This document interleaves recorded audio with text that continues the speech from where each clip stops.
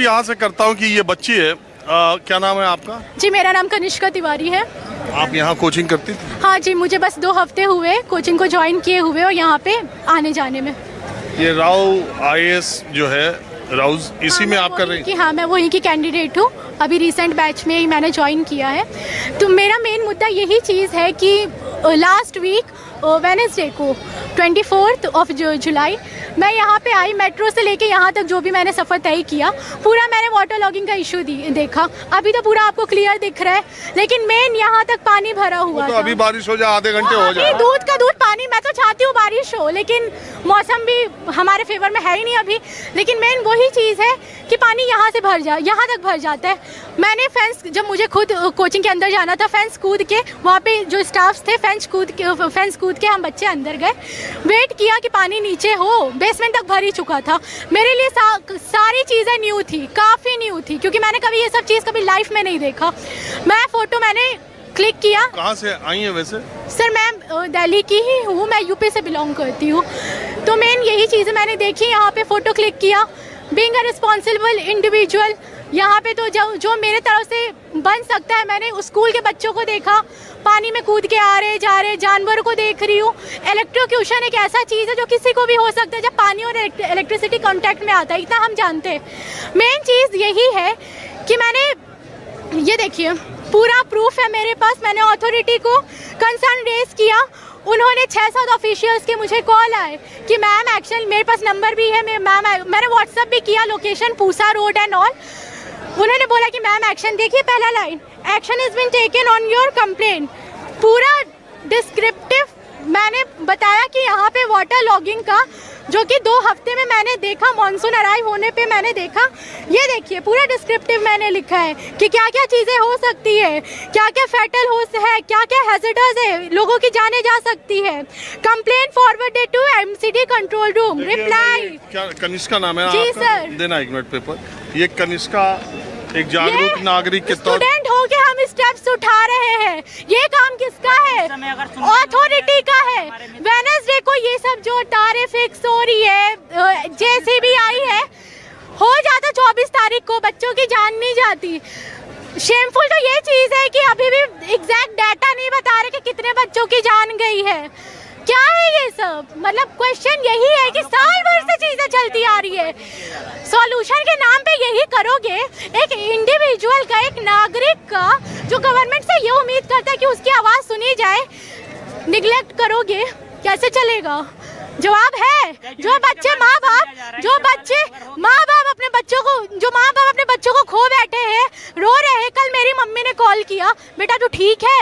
मैं कि मम्मी ठीक हूँ। मम्मी को मैंने यही चीज़ बोला कि से मम्मी, जिन बच्चों के गए हैं वो भी ऐसे ही कॉल करते होंगे ना। मुझे ये चीज़ फील हुई। अगर ये चीज़ हर एक इंसान को फील हो ना, तो शायद ये सब चीज़ें ना नहीं होगी। सरकार अगर, अथॉरिटी ये सब चीज़ फील करे ना, शायद हम लोग की जो अभी जो हो रखी है, जो जिसको लोग यहाँ पे लोग कह रहे हैं कि आप लोग हेल्पलेस हो, मैं एक चीज़ बताना चाहती हूँ, स्टूडेंट की जो कौम होती है ना, सबसे मासूम कौम होती है। और ये भी बताती हूँ कि हम ही लोग हैं जो फ्यूचर के एसेट हैं, हमें फ्यूचर है। अथॉरिटी अगर ऐसा काम, फ्यूचर ऑफिसर्स यहाँ पे कितने ख्वाब लेके आए हैं, अथॉरिटी से क्या हमें यही शिक्षा मिलेगी?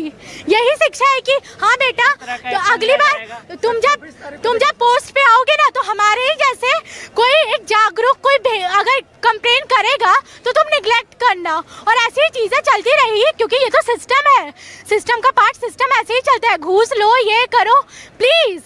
हम यहाँ पे मैं ना वो बता सकती हूँ, कुछ लोग हैं जो एक्चुअली जेन्युइनली लोगों के कंसर्न के लिए काम करते हैं, जिनमें कोई भ्रष्टाचार नहीं है। ये चीज़ का भी फुल स्टॉप नहीं हुआ ना। ये दुनिया ना आधे अच्छे लोगों की वजह से ही, अगर ये माइंडसेट में है ना कि करप्शन कर लेंगे, पैसे ये कर लेंगे, ये करेंगे, कोचिंग माफियाज पैसे ये कर लेंगे, ये कैजुअलिटी जो भी है, अगर ये सब सोच रहे हो कि ऐसे पैसे बना लेंगे, सच बताओ, ह्यूमैनिटी को मार दो और एक दिन एंड भी बहुत मतलब डेफिनेट है। लेकिन समय रहते एक्शन लीजिए, लोगों की चीज़ों को निगलेक्ट मत कीजिए। हम्बल रिक्वेस्ट है, एक नागरिक, एक भारत का इंसान होने के नाते, नेशनल कैपिटल क्या उम्मीद करें कि बहुत अच्छे से नेशनल कैपिटल है, वुमेन की सेफ्टी नहीं है। जहाँ से मैं आती हूँ बुरारी साइड से, मैं यहाँ पे आती हूँ, मुझे 1-1.5 घंटा लग जाता है।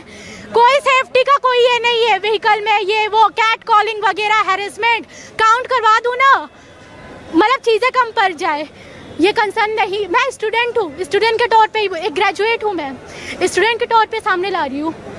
अभी ये सब चीज़ें हुई है, इग्नोर करोगे, ये हमेशा का हो गया है, साल भर का। कहते हैं ना मौसम आता है गर्मी सर्दी ऐसे ऐसे, ये साल भर का हो गया। 1 मौतें हुई, 2 मौतें हुई, मीडिया आ गई, ये हो गई वो हो गई, हम ऐसे रोड पे आ गए पसीने से लथपथ, ये वो साल भर का है। ये ना एक फेस्टिवल की तरह हो गया है, लेकिन ना अगर इसको तुम एक फेस्टिवल कहते हो ना, शर्मनाक चीज़ है ये।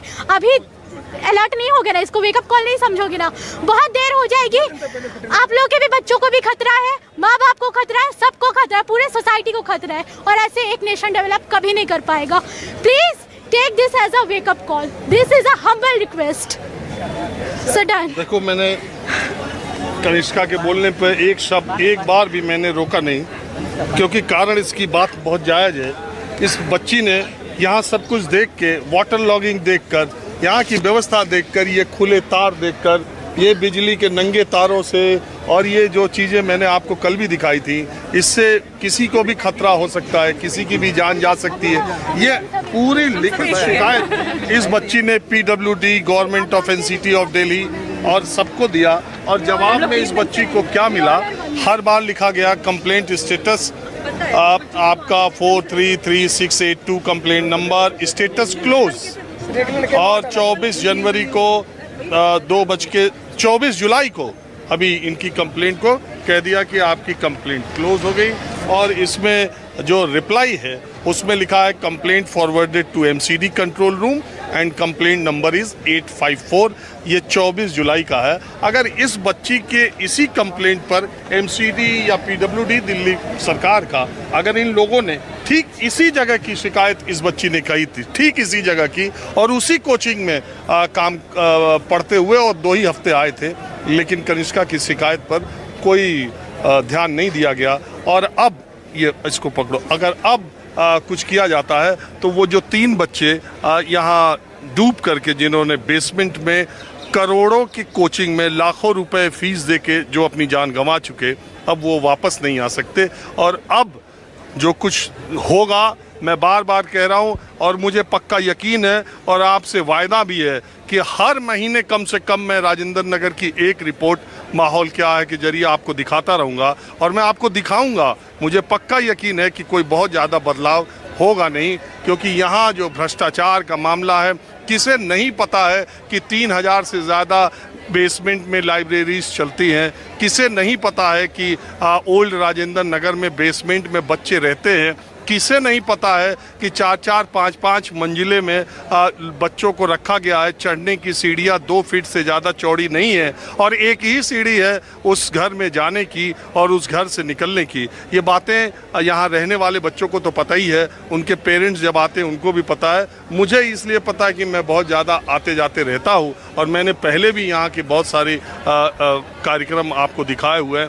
बहरहाल, आप कहाँ से हो?